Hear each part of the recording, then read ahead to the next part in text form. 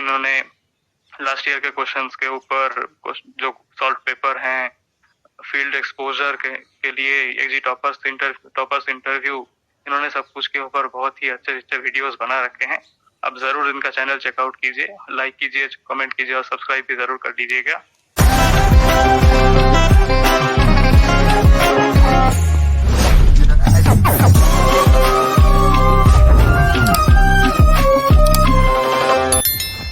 Hello दोस्तों, आप सबको स्वागत है आपके अपने एजुकेशन चैनल में। मैं अंकित कुमार, इस चैनल का होस्ट और आप सबका दोस्त। हमने एजुगुरु यूट्यूब चैनल पर एग्रीकल्चर टॉपर्स की इंटरव्यू सीरीज स्टार्ट की है, जिसमें मैं लगातार आपको एग्रीकल्चर टॉपर से मिलवाता जा रहा हूं ऑल इंडिया के। और इसमें मैंने बहुत सारे इंटरव्यू ले चुका हूं। अगर आपने नहीं देखे हैं और आप जेआरएफ की तैयारी कर रहे हैं तो आप उनको देख लीजिए। और इसी कड़ी में आज हमारे साथ है मिस्टर ध्यान मंडल जी। इन्होंने अपना यूजी यूबीकेवी वेस्ट बंगाल से किया है और ये वेस्ट बंगाल के ही रहने वाले हैं और अब अपनी पीजी आईआरई से करेंगे। और इन्होंने आईसर जेआरएफ एग्रोनॉमी से अपना एग्जाम दिया था 2021 का और इनका ऑल इंडिया के अंदर 80 रैंक रहा था। तो आज इनसे जानेंगे इन्होंने कौन सी बुक्स पढ़ी थी, इनकी क्या स्टडी थी, पूरा डिटेल से बात करेंगे। इसलिए इस वीडियो को पूरा लास्ट तक जरूर देखिए। और चैनल पर नए हैं तो एजी गुरु यूट्यूब चैनल को सब्सक्राइब कर लीजिए और बेल आइकन को ऑन कर लीजिए, ताकि आप एग्रीकल्चर एग्जाम, जॉब, इंटरव्यू और सभी से रिलेटेड एग्रीकल्चर से रिलेटेड एनी इन्फॉर्मेशन के लिए आप सबसे लेटेस्ट अपडेट यहाँ पर आपको मिलते रहे। तो चलिए स्टार्ट करते हैं। Many congratulation from my side and give me your introduction. Thank you, Ankit sir. Hello everyone, myself Dion Mondol. I am from West Bengal. I have completed my UG from Uttar Bengal Krishi Vishwavidyalaya. It's situated in the same state, West Bengal. And currently I am pursuing my MSc from IRI and IBSM Raipur. आपने कब से तैयारी करना start किया था, किस semester से इसकी? मैंने करीब 5th सेमेस्टर से स्टार्ट किया था और full fledge starting 6th semester से की थी। तब तक लॉकडाउन में हम घर पर आ चुके थे। ओके। और आप कितना टाइम पढ़ते थे, कितने घंटे? सर एक्चुअली वो टाइम तो कोई लिमिटेड नहीं होता, कोई टाइम बाउंड भी नहीं, इतने घंटे ही पढ़ना है। जितनी देर तक अच्छा लगता था पढ़ते थे, लेकिन 6-7 घंटे से ज्यादा कभी नहीं जा पाया मैं, क्योंकि मैं उतनी देर तक पढ़ाई नहीं कर पाता कंटिन्यूअस। ओके। तो ऐसे ही अगर कभी अच्छा लगता था तो ज्यादा भी पढ़ लेता था, लेकिन एवरेज ऐसा ही था। ओके। और आपने कोई कोचिंग ज्वाइन की थी या सेल्फ स्टडी की थी? नहीं सर, मैंने कोचिंग तो कोई नहीं की थी, सेल्फ स्टडी की थी। लेकिन हाँ, मेरे सीनियर्स ने बहुत हेल्प किया है मुझे। ओके। उनके बिना ये नहीं हो पाता। ओके। अब आप बुक लिस्ट बता दीजिए, थ्योरी बुक्स, ऑब्जेक्टिव बुक्स, पूरी लिस्ट। पहले तो बुक है ऑब्वियसली जो गीता ऑफ एग्रोनॉमी बोलते हैं, Reddy principles of agronomy, YS Yellamanda Reddy और जीएस शंकरा रेड्डी। और नेक्स्ट बुक है एसआर रेड्डी का प्रिंसिपल्स ऑफ एग्रोनॉमी। और एक बुक जो पहले से ही पढ़ना चाहिए वो है agronomic terminology, Indian society of agronomic publish करता है वो। क्योंकि अभी स्टेटमेंट टाइप के क्वेश्चन भी बहुत आते हैं, तो वहां से स्टेटमेंट कोड भी कर सकते हैं कि इसका डेफिनेशन ऐसे होता है, बस थोड़ा चेंज कर देंगे तो वो स्टेटमेंट आ जाएगा। अब उसे और एक और स्टेटमेंट आ जाएगा तो बोथ स्टेटमेंट राइट है या रॉन्ग है, ऐसे करके क्वेश्चन आने लगे हैं लास्ट ईयर से। तो ये डेफिनेशन जानना, टर्म जो साउंड्स गुड, जो अच्छे लगते हैं टर्म, वो सब जानना बहुत जरूरी होता है। तो ये बुक जो एग्रोनॉमी के एस्पिरेंट्स हैं वो उन्हें बहुत शुरू से ही पढ़ाई स्टार्ट कर देना चाहिए उसी बुक से। Crop production principle, text book of field crop production, Rajendra Prasad volume 1 volume 2। ये these two books will cover the whole crop production part and this book is very helpful. और अगर कोई और बुक भी आप पढ़ना चाहें तो modern techniques of field crop production, सिद्धा सिंह की बुक है, वो भी आप पढ़ पाएंगे। सॉइल साइंस के मामले में सॉइल साइंस ट्रीटाइज मैंने पढ़ा हुआ है, कोई टीकादास भी पढ़ते हैं, लेकिन मैंने सॉइल साइंस ट्रीटाइज पर ही ज्यादा फोकस किया है, वो बहुत ही अच्छी बुक है। और ऑब्जेक्टिव बुक्स के नाम करूँ तो मैंने मालीवाल मुंद्रा का बुक फॉलो किया है, और मैंने फॉलो किया है एग्रोनॉमी इन सेकंड्स, जो डॉक्टर पृथ्वीराज डे ने लिखा है, एग्रोनॉमी इन सेकंड्स। ये बुक बहुत ही अच्छी है और बहुत सारे जो हमें नॉर्मल और मैंने जो भी बुक्स के नाम लिए वहाँ पर नहीं मिलते, ऐसे भी इंफॉर्मेशन वहाँ पर है। मुझे वो बुक बहुत अच्छी लगी, बहुत हेल्पफुल भी है वो बुक। और एक और बुक है जो बहुत ही इंपॉर्टेंट है, वो है agronomy facts for competition, doctor Ramswaroop Meena, doctor Sandeep Kumar के हाथ में लिखा हुआ है, वो बहुत ही अच्छी है। और एक ऑनलाइन गूगल पर अवेलेबल है, एग्रोनॉमी इन ब्रीफ नाम करके कंपाइलेशन है रेड्डी और एसआर रेड्डी का, वो भी बहुत अच्छी बुक है। और हमारे क्वेश्चन स्टैटिस्टिक्स से भी आते हैं, तो आप पढ़ सकते हैं। एनजी रंगा का पीडीएफ भी आता है, लेकिन मैंने अलग से नहीं पढ़ा था, वो एग्रोनॉमी फैक्ट्स फॉर कंपटीशन और एग्रोनॉमी इन ब्रीफ से मेरा कवर हो गया था। Okay, very nice explanation. अब आप बताइए, आपने सभी बुक्स का हार्ड कॉपी मंगवा लिया था या सिर्फ पीडीएफ से पढ़े थे? क्या हार्ड कॉपी लाना जरूरी है? अगर हार्ड कॉपी हो तो बहुत अच्छी बात है, क्योंकि पीडीएफ में या ई बुक वो बहुत फायदेमंद नहीं रहता, एटलीस्ट मेरे लिए तो नहीं रहता, क्योंकि एक ही चीजें बार बार पढ़ने के लिए अब बार बार स्क्रॉल करना पड़ता है। अगर बुक हो तो जस्ट पेज टर्न कर लिया और अब देख देख भी लिया कि क्या क्या भूल गए, शायद कुछ याद नहीं आ रहा, इंस्टेंट देख लिया। लेकिन पीडीएफ से मुश्किल तो होती है। ओके। और आपने हैंड रिटन नोट्स कैसे प्रिपरेशन किए थे? सर मैंने हैंड रिटन नोट्स तो नहीं किए थे, बस टीके दास की जो बुक थी weeds science and application technique, वो मैंने थोड़े कुछ चैप्टर वहाँ से कुछ इंपॉर्टेंट पॉइंट्स एक नोटबुक में लिखे थे, बस। उससे ज्यादा मैंने कोई हैंड रिटन नोट नहीं बनवाए। अगर कोई चाहे तो जरूर बना सकता है, अगर वो कंफर्टेबल हो तो। कि नहीं मैं खुद अपने नोट्स प्रिपेयर करूंगा, खुद ही पढ़ूंगा, तो वो जरूर कर सकता है, लेकिन मैंने नहीं किए थे। ओके। यानी कि आप बुक के अंदर ही नोट करते रहे, हाईलाइट करते रहे, सभी पॉइंट एक साथ हाँ लिखते हाँ हाँ हाँ हाँ रहे। हाँ, मेरे रेडी रेडी के जो ऊपर और नीचे जो स्पेस होते हैं वो सब भरे हुए हैं, और स्टिकी नोट्स भी मैं यूज करता था। और आप जो सब इस वीडियो को देख रहे हैं, तो आप सबको इन बुक्स का लिंक हमारे डिस्क्रिप्शन में मिल जाएगा, वहाँ से आप जाकर डाउनलोड कर पाएंगे। वहाँ पर सभी A to Z agronomy books आपको मिल जाएगा। और इन्होंने जो बुक्स बताया ऑनलाइन के अंदर और पीडीएफ बताया, उनका भी आपको लिंक डिस्क्रिप्शन मिल जाएगा। आप डिस्क्रिप्शन जरूर चेक करें। तो मेरा नेक्स्ट क्वेश्चन ये है कि जी सर। अब आपने मेन एग्जाम को किस तरह हैंडल किया था? आपने कितने क्वेश्चन अटेम्प्ट किए? आप क्या एग्जाम का पैटर्न रहता है? और नेगेटिव मार्क्स कैसे बचे? और क्या लास्ट ईयर से क्वेश्चन रिपीट होते हैं या नहीं होते? जी, अभी तो लास्ट ईयर से नया नया रूल स्टार्ट हुआ है कि 120 क्वेश्चंस होंगे and each question will carry 4 marks and negative marking तो एक नंबर -1 होता है नेगेटिव मार्किंग पे। तो लास्ट ईयर से नया ट्रेंड स्टार्ट हुआ है कि स्टेटमेंट टाइप क्वेश्चन आ रहे हैं। पहले सिर्फ एमसीक्यू और मैचिंग कॉलम्स आते थे। अभी अभी इस साल उससे ऊपर उठ के इन्होंने असर्शन रीजनिंग भी स्टार्ट कर दी है कि 2 स्टेटमेंट होंगे, वो वहां पूछेंगे कि क्या पहला स्टेटमेंट दूसरे स्टेटमेंट का प्रॉपर रीजन है। ये इस साल नया आया है। तो मुश्किल तो होती है सडनली नए टाइप के क्वेश्चन देख के डायरेक्ट एग्जाम हॉल में, तो थोड़ी मुश्किल तो होती है, थोड़ी टेंशन भी। एग्जाम हॉल की टेंशन तो ऑलरेडी रहती है, और इस टाइप के क्वेश्चन देखकर ज्यादा टेंशन तो बढ़ भी जाती है। लेकिन हाँ, शांत तो रहना ही पड़ेगा, वरना आसान क्वेश्चन भी गलत हो जाएंगे। मेरे साथ जो हुआ था, मैंने पहले मेरा जो पहला क्वेश्चन था वो बहुत कंफ्यूजिंग था, तो मैं बहुत घबरा गया था, बहुत ही।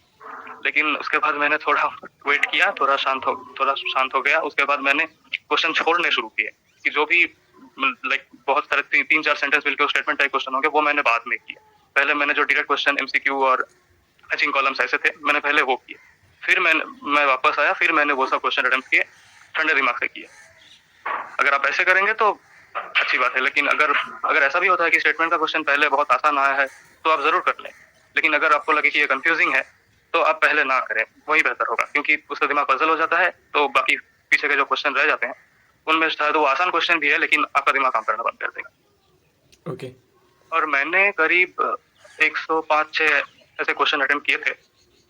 तो मेरी थोड़ी नेगेटिव मार्किंग ज्यादा हो गई। तो अब अगर नेगेटिव मार्किंग जितना हो सके अवॉइड करें। अब इसके लिए आप एलिमिनेशन मेथड जो हम कहते हैं कि 4 ऑप्शंस हैं, तो आप अगर देखते हैं कि नहीं ये ऑप्शन तो हो नहीं सकता, और एक साथ दूसरा ऑप्शन भी है कि ये भी नहीं हो सकता, और आपके पास 4 में से 2 ऑप्शन बचते कि इन दो में से ही कोई होगा, तो आप उन दोनों में से एक अटेम्प्ट करते हैं। लेकिन अगर आपको ये लगता है कि नहीं मुझे नहीं आ रहा, तो आप एक जो वाइल्ड केस बोलते हैं वो मत कीजिए, उससे गलती होने की चांसेस बढ़ जाते हैं। ओके। जो मेरे साथ हुआ है, तो आप ये सब जरूर अवॉइड करें। और टाइम इनफ रहता है क्या? नहीं सर, टाइम इस साल तो बहुत प्रॉब्लम हुई थी, एटलीस्ट मुझे तो प्रॉब्लम हुई थी, क्योंकि क्वेश्चन पढ़ने में ही 3-4 मिनट लग जाते। क्योंकि ये सेंटेंस, उसके बाद वाला सेंटेंस, अब वो उसका प्रॉपर रीजन है या नहीं, ये एनालाइज करने में भी तो टाइम लग रहा है। उसके बाद क्वेश्चन भी 4-5 लाइन के हैं, तो पढ़ने में ही बहुत टाइम जा रहा था।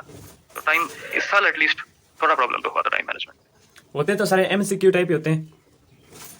सर एमसीक्यू मतलब हाँ 4 ऑप्शंस होंगे, लेकिन उससे पहले ऐसा भी हो सकता है कि उन्होंने एक स्टेटमेंट दिया, उनका इन्फरेंस आया 4, उनमें अब ऑप्शन में रहेगा कि सिर्फ फर्स्ट 2 ऑप्शन, सिर्फ फर्स्ट 2 जो इन्फरेंस है वो ठीक है, या सेकंड और थर्ड इन्फरेंस है, या फर्स्ट सेकंड थर्ड तीनों इन्फरेंस सही है। तो एमसीक्यू है, लेकिन ये सब है, ये सब नए पैटर्न आजकल आए हैं, तो बहुत थोड़े टफ ही हैं। और क्या लास्ट 10 ईयर से या लास्ट एग्जाम पेपर से रिपीट होते हैं क्वेश्चन? अभी लास्ट तो मैं स्पेसिफिकली नहीं कह सकता, लेकिन हाँ अगर आप लास्ट 10 ईयर्स और 15 ईयर्स का क्वेश्चन स्टडी करें, तो हाँ क्वेश्चन तो रिपीट होते हैं, लेकिन ज्यादा नहीं, क्योंकि अभी फॉर्मेट भी चेंज हो गया है, तो उनके पास बहुत सारे ऑप्शंस हैं कि वो एक ही चीज को घुमा फिरा कर दूसरे पैटर्न में भी दे सकते हैं। डायरेक्टली शायद नहीं आएंगे, लेकिन आएंगे, कुछ तो आएंगे। ओके। और आपने लास्ट 10 डेज में किस प्रकार रिवीजन किया था? सर मैंने लास्ट 10 डेज में कोई और बुक नहीं पढ़ी थी, अलावा सिर्फ रेड्डी और रामस्वरूप मीना सर के बुक के अलावा, वो जो है एग्रोनॉमी फैक्ट्स फॉर कंपटीशन, ये 2 बुक मैंने पढ़ी थी, क्योंकि वो कंपाइलेशन है agronomy book facts for competition में प्रिंसिपल्स क्रॉप, स्टैटिस्टिक्स सब कुछ कवर किया हुआ है। और हाँ, एक बुक मैंने और पढ़ी थी, बहुत ही कॉम्पिटिटिव एग्रीकल्चर, निमराज सुंडा की बुक। वहाँ से pathology, genetics, breeding, agronomy, soil मैंने सभी पढ़ी थी। ओके। और आपने अपने रावे के टाइम, एलपी के टाइम आपने स्टडी कैसे मैनेज किया? टाइम निकल जाता था? कितना टाइम पढ़ते थे उस टाइम? सर मैं उस टाइम करीब 3-4 घंटे, क्योंकि कॉलेज टाइम था 5th सेमेस्टर में, और 6th सेमेस्टर का टाइम तो हम घर ही आ गए, तो तब ज़्यादा प्रॉब्लम नहीं होती थी, ऑनलाइन क्लास था, तब ज़्यादा प्रॉब्लम नहीं होती थी। लेकिन जब 5th सेमेस्टर में कॉलेज में थे, तब थोड़ी प्रॉब्लम तो थी, लेकिन मैनेज हो जाता था, कॉलेज टाइम के साथ एडजस्ट हो जाता था। कोई भी ज़्यादा कुछ कोई टफ चीज़ नहीं है, ये सभी मैनेज कर पाएंगे, आई कैन अश्योर। ओके। और आपने खुद को किस तरह मोटिवेट रखा? सर मोटिवेशन, जैसे अभी आप मेरा इंटरव्यू ले रहे हैं, मैं भी सीनियर्स का इंटरव्यू देखता था कि हाँ मुझे भी देना है, IRI जाना है, ये सब था। और मुझे एक और स्पेसिफिक जो चीज़ है, मुझे टीके दास सर से मिलना था, जो would science and applications book के जो ऑथर हैं, टीके दास सर। अभी रिसेंटली हमने उनका क्लास भी अटेंड किया, मुझे बहुत अच्छा लगा। तो वो एक चीज़ थी मेरे लिए कि हाँ मुझे उनका क्लास अटेंड करना है, तो IRI जाना है, ये बात थी। ओके। ओके। और आपने एग्रोनॉमी सब्जेक्ट को ही क्यों चुना? अगर कोई स्टूडेंट सेकंड ईयर में, थर्ड ईयर में, तो उनको कौन सा सब्जेक्ट चुनना चाहिए? किस तरह उनको डिसाइड करना चाहिए?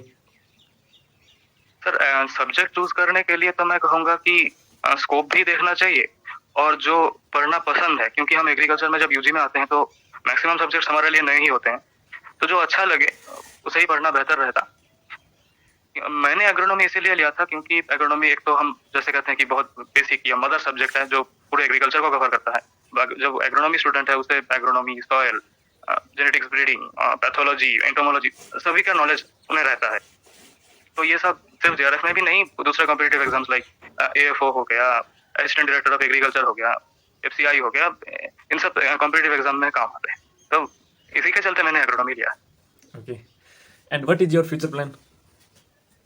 सर अभी फ्यूचर प्लान तो मतलब MSc तो कंप्लीट करना है, उसके बाद SRF का तो अभी मैंने कुछ कोई डिसीजन तो नहीं लिया, लेकिन हाँ जो मैंने एग्जाम्स के नाम लिए वो सब अटेंड करना है। ओके। और अभी तक आपने कोई गवर्नमेंट एग्रीकल्चर जॉब्स का कोई एग्जाम दिया या नहीं दिया? नहीं सर, अभी तक तो नहीं दिया। और बहुत सारे स्टूडेंट होते हैं, उनके मन में ये कन्फ्यूजन जरूर रहता है कि मैं BSc के बाद MSc करूं या जॉब में लग जाऊं, तो आपके अनुसार क्या बेटर रहता है? MSc करना बेटर रहता है या जॉब्स में जाना? सर ये तो वो कंसर्न स्टूडेंट के ऊपर डिपेंड करेगा। अगर कोई तो घर की भी ज़रूरतें होती हैं, अगर उन्हें जॉब चाहिए ही चाहिए, तब तो मैं कहूँगा कि वो जॉब के तरफ फोकस कर सकते हैं। और अगर वो साइमल्टेनियसली MSc भी परस्यू कर पाएँ अपने स्टेट के किसी यूनिवर्सिटी से, तो ज़रूर करें, क्योंकि अगर हम अपनी MSc डिग्री कंप्लीट कर ली तो आपको कुछ हायर एंड जॉब्स की भी आसानी होगी। लाइक FSSAI है, वहाँ पर BSc के स्टूडेंट्स के लिए भी जॉब है और MSc के लिए भी है। ऑब्वियसली MSc स्टूडेंट्स के लिए वो सैलरी ज़्यादा होगी, पोस्ट ज़्यादा बड़ा होगा, तो अगर कर सकते हैं तो ज़रूर करें। और अगर आप इमीडिएट नीड में हैं कि नहीं हमें नौकरी तो चाहिए ही चाहिए, जॉब चाहिए ही, तो आप BSc के बाद भी फोकस कर सकते हैं। ओके। और आपने एग्रोनॉमी को चुना है, तो अब इसका स्कोप क्या है? एग्रोनॉमी के अंदर आगे क्या क्या कर सकते हैं? सर एग्रोनॉमी का एडवांटेज ये है कि अगर आप कोई भी एग्जाम दे रहे हैं तो उसमें एग्रोनॉमी के स्टूडेंट्स को प्रेफरेंस मिलती है, क्योंकि एग्रोनॉमी जैसे मैंने कहा कि मदर सब्जेक्ट है, तो एग्रोनॉमी के स्टूडेंट्स सभी स्ट्रीम को ज्यादा कवर कर लेते हैं, सभी पढ़ते हैं, सब कुछ उन्हें ऑलमोस्ट सभी सब्जेक्ट्स के बारे में नॉलेज रहती है। तो एग्जाम्स में लाइक AFO हो गया या ADA हो गया, तो इनमें एग्रोनॉमी स्टूडेंट्स को प्रेफर भी करते हैं। और हाँ, जो कंपनीज होती हैं जैसे इफको हो गया, इनमें भी इफको हो गया, और भी जो फर्टिलाइजर कंपनी जो होती हैं, इनमें भी एग्रोनॉमी स्टूडेंट्स को या सॉइल साइंस स्टूडेंट्स को इन्हें प्रेफर किया जाता है। तो इन सब के चलते ही मैंने भी एग्रोनॉमी लिया, और मैं भी कहूँगा कि अगर आप चाहें तो एग्रोनॉमी ले सकते हैं। लेकिन एक बहुत बड़ा डिसएडवांटेज भी है कि बहुत सारे स्टूडेंट्स एग्रोनॉमी ही लेते हैं, तो कंपटीशन भी बहुत ज्यादा है। तो बहुत कंपटीशन भी बहुत है, लेकिन एडवांटेज भी है। ओके। और आप सब जो देख रहे हैं, अगर आपको कोई दिक्कत हो रही है तो आप अपना वही सब्जेक्ट चुनिए जो आपको पसंद है, क्योंकि इकोनॉमी के अंदर सीटें ज़्यादा है और इसलिए स्टूडेंट्स में कंपटीशन बहुत ज़्यादा है। अगर आपने अगर कोई हॉर्टिकल्चर, प्लांट ब्रीडिंग कोई चुना है, तो उसके अंदर भी सीटें कम होगी और कंपटीशन कम होगा, और स्कोप उसके अंदर भी है। चाहे कौन सा भी सब्जेक्ट है, एग्रीकल्चर के अंदर सभी सब्जेक्ट के अंदर आपका स्कोप है। और उनके स्पेसिफिक रिगार्डिंग जो भी निकलती है, चाहे हॉर्टिकल्चर के हॉर्टिकल्चर स्पेसिफिकेशन निकलती है, तो स्कोप सभी के अंदर है। और JRF एग्रोनॉमी के अंदर टोटल कितनी सीटें होती है? सर इस साल एग्रोनॉमी की जो JRF फेलोशिप है वो टोटल 96 सीट्स हैं, और टोटल एग्रोनॉमी करीब 217 टोटल सीट्स हैं, लेकिन जो फेलोशिप वाले हैं वो टोटल 96 ही हैं। ओके। और आपने सब कुछ तो मेरा बता दिया, बहुत अच्छी तरह बता दिया। फिर भी अगर कुछ रह गया है तो फाइनल वर्ड्स फॉर जूनियर्स, जो इन जूनियर्स के लिए जरूरी है, तो बता दीजिए। हाँ, एक बात जो है वो है कंसिस्टेंसी। आपको पेशेंस रखना पड़ेगा, क्योंकि क्योंकि सिलेबस भी बहुत बड़ा है और रिवीजन भी करना है। तो अगर ऐसा हो गया कि आप जैसे ये तो पढ़ लिया, आप अभी 10 दिन बाद आप भूल जाएंगे। ये होता है, मेरे साथ भी हुआ है। अब कंटिन्यूस तो याद नहीं रहती, क्योंकि बहुत बड़ी सिलेबस है। तो आपको कंसिस्टेंसी रखनी है। जैसे मैंने 5th सेमेस्टर से स्टार्ट किया, तो अगर पूरे 1 साल, उसके बाद 4th ईयर आते आते करीब 2 साल हो रहे हैं। अगर आप ऐसे करके नहीं, ये तो मैंने पढ़ लिया, कि अगर अब दूसरी बार अगर या तीसरी बार या चौथी बार अगर आप नहीं पढ़ेंगे तो आप श्योर भूल जाएंगे। ऐसा होता है।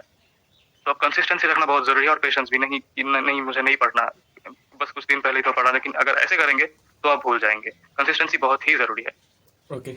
और एग्रोनॉमी के अंदर वो वैराइटीज बहुत होती है, तो आप कोई ट्रिक्स थी क्या? आप किस तरह इनको याद कर सकते हैं, वैराइटीज को, डेट्स को, इम्पोर्ट डेट्स कुछ? सर, वैरायटीज के लिए मैंने ऐसा किया था कि मैंने ज्यादा वैरायटीज नहीं पढ़ी थी।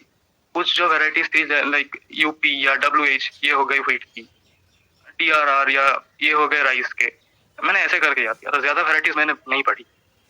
ओके। और हाँ, जो रिसेंट वैरायटीज रिलीज होते हैं उन्हें आप जरूर याद रखें। वो बहुत इंपॉर्टेंट होता है, उससे क्वेश्चन भी आते हैं। इस साल नहीं आया था, लेकिन वो पढ़ना जरूरी है, दूसरे एग्जाम में भी काम आ जाएंगे। और वो आई नई सर, वैरायटीज वो, हाँ बोलिए जी। और वो आई सर IR वेबसाइट पर मिल जाएगी नई वैरायटी? हाँ हाँ हाँ, वेबसाइट पर भी मिल जाएगी नई वैरायटीज। और हाँ, ICR के जो वेबसाइट है वो आप रेगुलरली चेक कीजिए, वीक में 1 बार या वीक में 2-3 बार। वो आप जरूर चेक कीजिए, क्योंकि नई इन्फॉर्मेशन आते रहते हैं। उनकी कोई नई वर्कशॉप हो, नई वैरायटी हो जो अच्छा परफॉर्म कर रही है किसी रीजन में, ये सब आप जरूर देखना। मैं भी देखता था, वो आप जरूर चेकआउट करते रहें टाइम टू टाइम। ओके। मैंने इनका चैनल देखा है, इसलिए नहीं कि ये मेरा इंटरव्यू कर रहे हैं, मैंने इनका चैनल जरूर देखा है। इन्होंने लास्ट ईयर के क्वेश्चंस के ऊपर जो सॉल्व पेपर हैं, फील्ड एक्सपोजर के लिए एग्जी टॉपर्स इंटरव्यू, इन्होंने सब कुछ के ऊपर बहुत ही अच्छे अच्छे वीडियोस बना रखे हैं। आप जरूर इनका चैनल चेकआउट कीजिए, लाइक कीजिए, कमेंट कीजिए और सब्सक्राइब भी जरूर कर दीजिएगा। Thank you. ओके, आपका भी बहुत बहुत धन्यवाद। आपने अपना कीमती समय हमें दिया, बहुत बहुत धन्यवाद आपका। Thank you Ankit sir. Okay.